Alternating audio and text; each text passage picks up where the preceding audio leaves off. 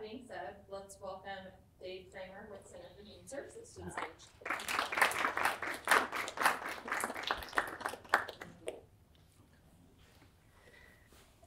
I guess the ultimate fear coming up on something like this is that first step, and like, are you going to be that presenter? I want to start off by first of all thanking you all for allowing me to speak today. I want to take an approach. I really love the concept of million cups, and I know in the past some of the non-for-profits such as ourselves, you know, it's a great forum for us to share who we are and what we do, and I'm going to do that. But I'm really going to focus today on a particular service line that we want to grow, with the understanding that a non-for-profit, the title is non-for-profit. I understand that. It's mission-based. That means above everything we do, it's about our mission, right? But there's also a phrase that says, no money, no mission. And every non-for-profit here, I guarantee, would share that exact same feeling. So I'm really looking for, and I think we've got some students here today, I really would like feedback today because I would like insight into a service line that I think has tremendous impact not only for our organization, for people with disabilities, but also for our community, and let's be honest, our taxpayers. A lot of what we do is tax-driven. So we're going to get into that. I'll have to be really conscious that the screen is here, and I probably should be over here someplace. So let's real quickly walk through a little bit about the Center for Human Services. Born right here in Sedalia, Missouri, 1955, incredibly humble beginnings, like many non-for-profits in our field. And I'm probably yelling. I have a microphone. I'm not used to that here. Can you guys hear me okay, or am I too loud? Probably scaring you guys off. But literally, it's many non-for-profits such as us start with families who say, we don't have the services we need for our children. Let's get together and figure something out. And that's exactly how the center started as the Crippled Children's Center in 1955. So let's jump forward really quickly. So where we started it with 9 children, we now serve 7,800 children and adults across the state of Missouri, 39 counties, 330 employees. As you're going to hear, I wish that was 350 employees. Maybe even more. And the reality is like many businesses here, we're running at a deficit when it comes to workforce. So what do? We provide many critical services to children and adults. Our target population is typically intellectually and developmentally disabled, and also people who are affected by poverty. Breaking out our service lines, family and child development is our largest. And when we say family and child development, the 4,700 people, that represents the children in those services and the families in the services. But the main focus is driven because the child needs support, okay? And then service coordination. That is really our folks helping others in need find other services. That's 2,600 people across 9 counties. And then we have some local programs. These are a little bit of our focus today. Community integration and social enrichment. We do that here in Pettis and Saline County. And then employment services is within 5 counties, but the majority of them are here in Saline County. And then residential, 36 people. It's a little misleading. I think 35 of them are here in Pettis. So that's going to be one of our focuses today.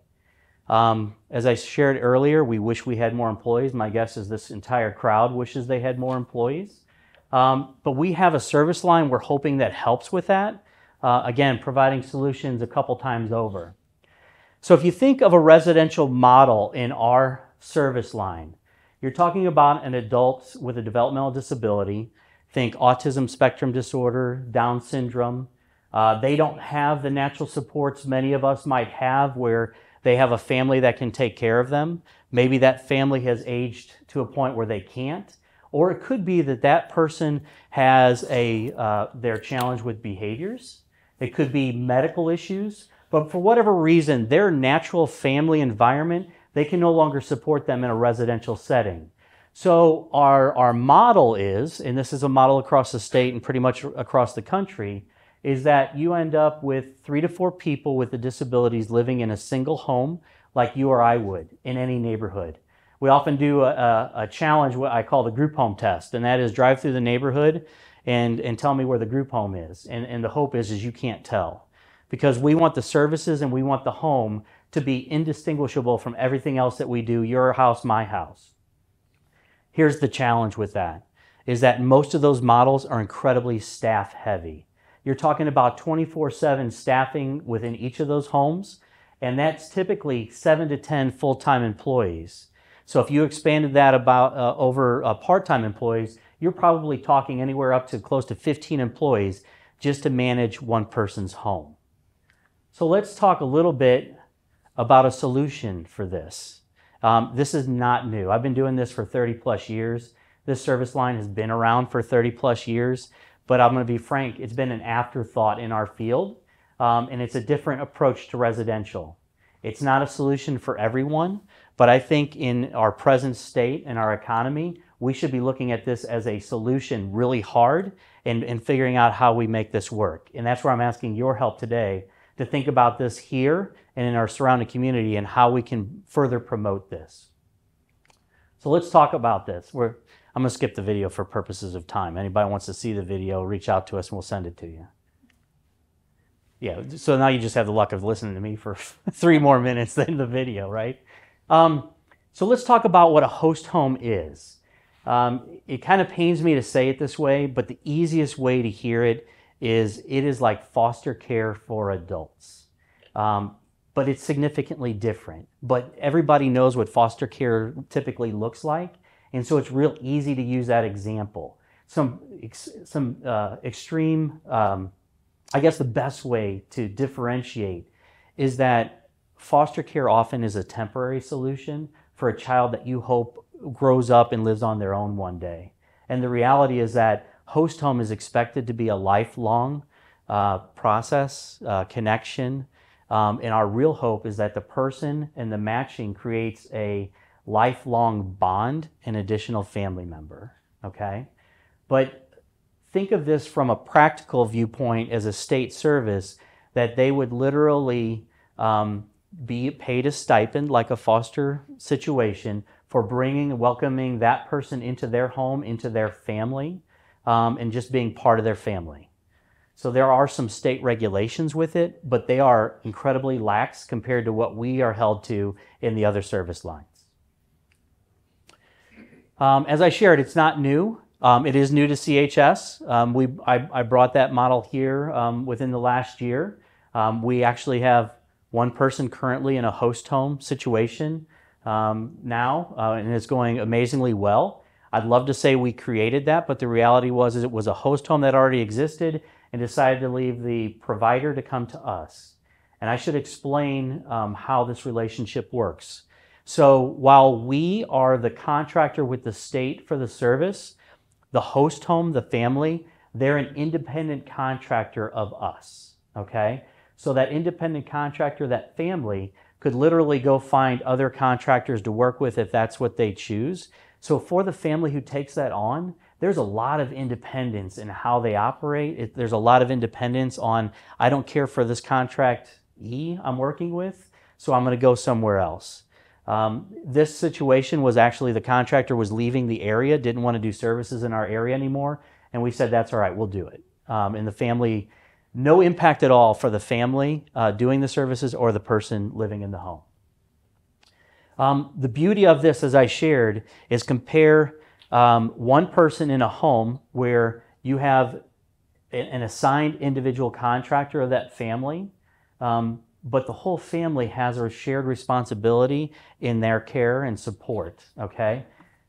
The reality is that put that person in a home of 3 to 4 and let's divide the 10 to 15 people out, and you're talking basically 3 to 5 full-time employees per individual in services, where here you're really talking about maybe 1 employee or maybe 1 family. And I want to be clear, what really makes this I think incredibly amazing is that there is a cost savings to the state for doing this, because it costs that much more to do a full-time equivalency in that group home setting, as you're probably familiar with. So it's cheaper for the state. For the family, not only can you get the stipend, but you can get what we would call respite hours, so you don't have to quit your day job. So there's no impact to our current workforce. You literally, I can't tell you how many people I know that are in host families, and this is who they are. This is their family. They go to their normal job, they come home, and they're a host family because the person in the services, they may go to a day program. They may have employment themselves. But the reality is that we don't have to look for additional workforce to make this work. So that's kind of part of the beauty for us economically. So finding the match is the absolute most critical thing. I've been doing developmental disability services, like I said, for over 30 years. I started off as a direct support professional working direct care. This is what I've always preached. You find people that you work with that love doing what you do, it's no longer a job. You know, you bring Joe into your house and Joe loves to go fishing and that's your favorite hobby. You know what? You're basically getting paid a stipend to go fishing with Joe on the weekends. I mean, it sounds incredible, and these people do have needs and there is work involved with it. But at some point in time, it's less about the work and more about making Joe's life fulfilling and your life fulfilling.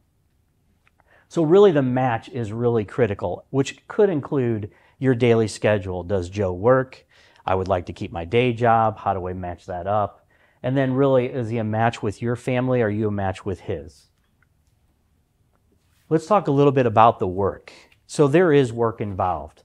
Joe may have issues where he may not be able to manage his money. He may have, let's be honest, he could have some hygiene issues and you're helping him with those kind of daily tasks. He could have issues socially. I mean, in this day and age, it's very common to understand people with autism, they need support in getting out in their community and socializing and being more independent. So you'd be working on those kind of things. And then most of our folks, not all, most of our folks do have medicine or other medication requirements. So it's managing his health, making sure he's taking his medication. It could be a situation where you actually have to administer the medication. I don't know that any of these are overly complicated, but there are things you have to consider when you decide this is what you might want to do. Again, host homely, they don't have to quit their jobs to do this. They can still go out, have time to themselves. That is factored into the situation. Another factor, because it is considered, I should put the disclaimer in here, I am not a tax expert nor a legal expert.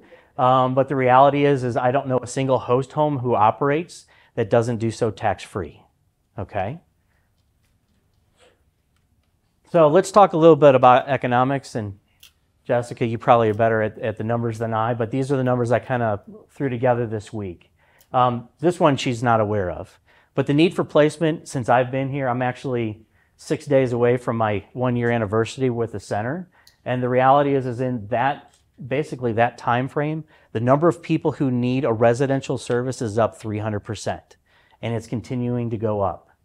Rates in our service line have been stagnant, and the reality is we have providers and people entering that providers can't do the service anymore, and so like our host home, it's that story everywhere. We're going to give up our person because we can't do it anymore, okay?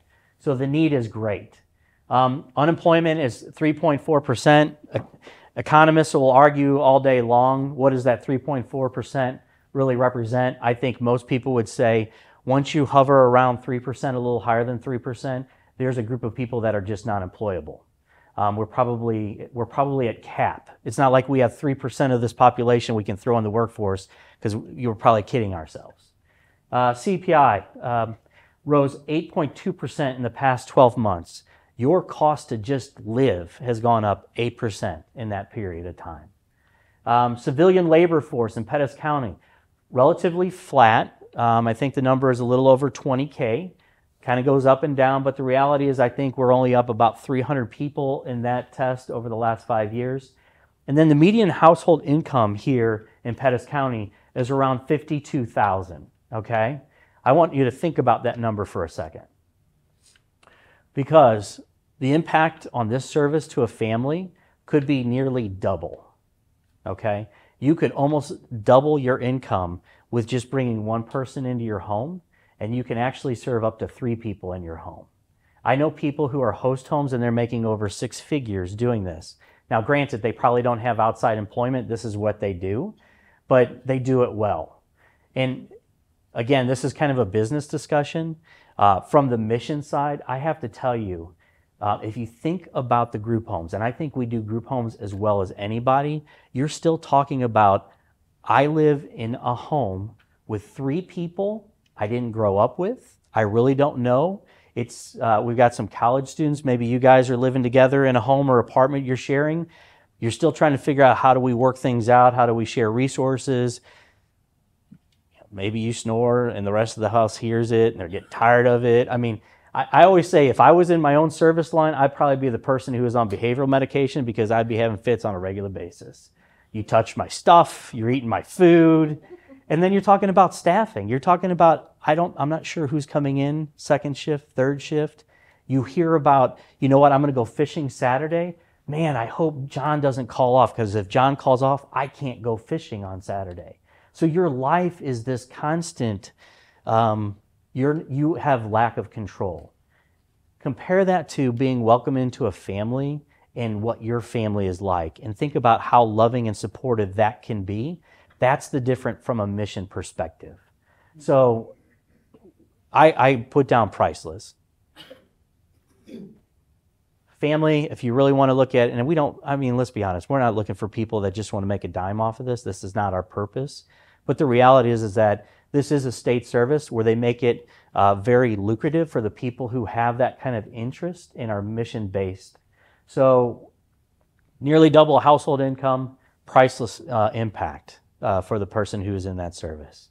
I know people who have been living in a host family for, like I said, I'm going to beat that horse to death, 30 plus years. And those family, there's no difference. You can't tell that person was never part of that family prior to that agreement. So it's absolutely amazing. So what I'm asking of you all, and I put information, my assistants here put information out for you. My business card is out there. This might not be for you, but you might know somebody. Maybe they're retiring. Maybe they're a family who would like some extra income. Maybe you just know them because they're incredibly caring and loving people, and you're like, you know what? You should have heard what I heard today, and you might have an interest in this. Give the center a call, see what that can do. We have people right now who are looking for residential placement, and we're trying to find host families to take them on. So I'd love for you to pass that word. I guess what I'm asking for this group this morning is, this is a pretty unique piece. I hope I didn't do that, because I had that effect at our old place. We lost power at our offices this week. There we go. I guess I'm asking this group. This is a unique service line, because on our end, for people who need the service, we only get that through the state. So we have that 300%. We know those people who need the services. What we don't have is a lineup of people who are interested in being host family.